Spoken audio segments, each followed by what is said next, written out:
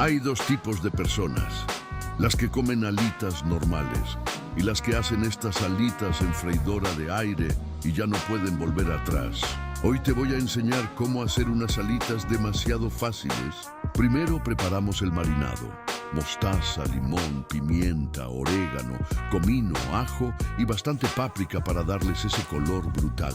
Mezclamos bien las alitas para que queden bien impregnadas y directo a la freidora de aire. 35 minutos a 200 grados y listo. La magia sucede sola. Acompáñalas con zanahoria, celery y tu salsa favorita. Porque esto parece comida de restaurante, pero sin salir de casa.